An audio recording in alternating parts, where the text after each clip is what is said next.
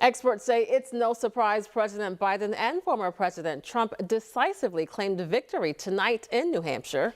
Newswatch 16's Jack Culkin spoke with the political science professor. He's here now to explain what tonight's results could mean for November. Jack. Scott and Lisa, with this win in New Hampshire, experts say the divide between former President Donald Trump and Republican challenger Nikki Haley is only growing, making a 2020 rematch more likely. ABC News declared former President Donald Trump the winner of the New Hampshire primary, delivering a setback to GOP challenger Nikki Haley. Benjamin Toll, an assistant professor of political science at Wilkes University, says the Republican nomination is looking like it will belong to Trump. He is bringing together the elected leaders of the party, as well as bringing together the base of the party. So it would be very shocking to me if former President Trump doesn't walk out with the nomination. After losing both Iowa and New Hampshire, Toll says it's an uphill climb for Haley, who will likely make a final push ahead of the South Carolina primary next month.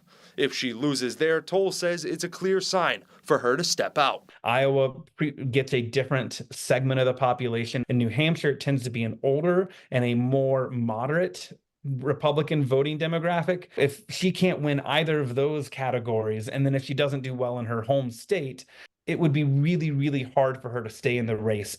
This would mean a likely rematch between former President Donald Trump and President Joe Biden, two candidates Toll believes not many voters are eager to see.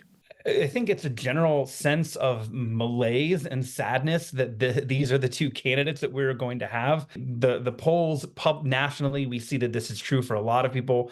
Most Americans don't want to have both of them on the ballot again in the 2024 cycle. While the candidates might look the same, Toll says it's a much different landscape than 4 years earlier. It's a question of, have the candidates changed? Do they still align with my policy preferences? Do they still align with what I want out of government? And am I looking at the same person that I looked at 4 years ago? One of the biggest takeaways from the New Hampshire primary was that Nikki Haley saw a lot of support from college-aged voters. We spoke with a student from Bloomsburg University who runs a Republican organization on campus.